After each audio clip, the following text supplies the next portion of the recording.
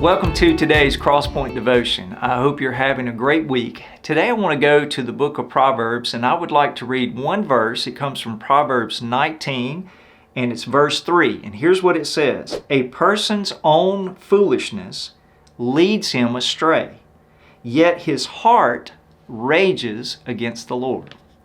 Have you ever been guilty of blaming the Lord when it really wasn't His fault? I find that in a lot of situations, people tend to want to blame the Lord for some problems that they're experiencing in their life, when the reality is they've made a series of poor decisions back to back to back that have led them to the position that they're experiencing. Yet when they get in the throes of that experience that's not very favorable, or it's difficult, or it's challenging, or it's just hard, they want to turn back and blame God and say it's all His fault. Let me give you a few illustrations to kind of help you clarify this as you think about it. Let's say that over a series of about 3 to 5 years, you make a series of poor choices with your money. Now, I know anytime we talk about money, it can get problematic because you think he's a preacher and he's going to ask for money. I'm not. I'm just trying to help you think about your money and its relationship in your relationship with God. So here we go with our money. For 3 to 5 years, we spend more than we make. For 3 to 5 years, we take out loans that were a little bit foolish. For 3 to 5 years, we actually make some really large purchases that we didn't need to make. And as a result, after about year 3 to 5, we are in a lot of debt, and there are debt collectors who are knocking on our door talking about taking things like our car or our house because we can't pay our bills. And in the throes of that experience, even though we're the ones who've made the poor choices for 3 to 5 years, what do we say? God, how did you get me in this mess? Why can't you give me more money? And the reality is, it's not God's fault. It's our fault. We've just made a series of bad choices with our money. Let's move to a second illustration. Let's say there's a husband, and he's married to a beautiful wife that he loves dearly, but he's got a flirtatious problem. Every day at work, he's flirting with the other women in the office. Then he starts to dabble in pornography. Then he starts to go to the bars on the weekend without his wife. And while he's drinking, he gets drunk and he does things that are inappropriate for a man who's married to a woman who loves him dearly. Over a series of poor choices, he ends up in a divorce court, losing his wife, losing his children, and then he shows up at church and says, "God, I'm so angry. How did you get me in this situation? Why did you cause my family to walk away from me?" God didn't cause any of it. The man was too flirtatious when he shouldn't have been. He was dabbling in pornography when he shouldn't have been focusing on that at all. He went to the bar when he shouldn't have been there, and his wife wasn't with him. And he ends up doing things with another woman that were inappropriate, and yet he blames God.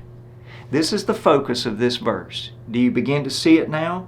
A person's own foolishness leads him astray, leads him to a place where it's difficult, it's challenging, it's filled with heartache.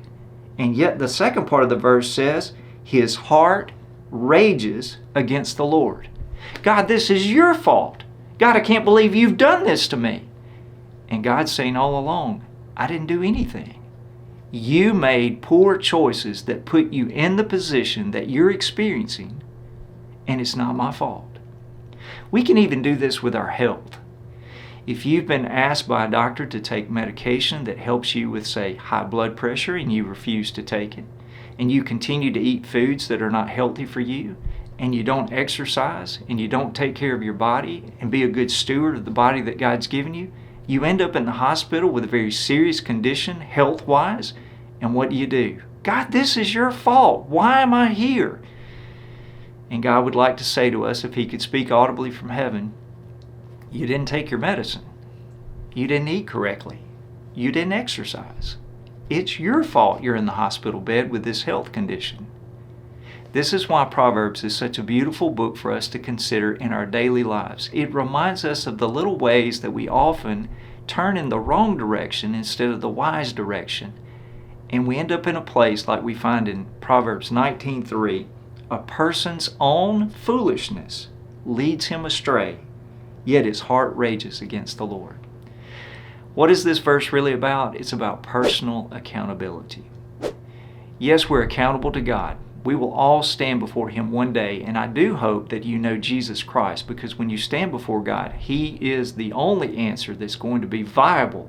When you stand before the King of Kings and the Lord of Lords, you must have a faith in Jesus Christ. But this verse reminds us, as we wait for the final judgment, every day we are personally accountable for our lives. And as a follower of Jesus, I want you to be a good steward of the life God has given you, of being accountable and doing the right things, the wise things, so you can live for Jesus and glorify His name. Well, I hope that'll encourage you to be accountable this week in your life so you can live for Jesus. Have a great day.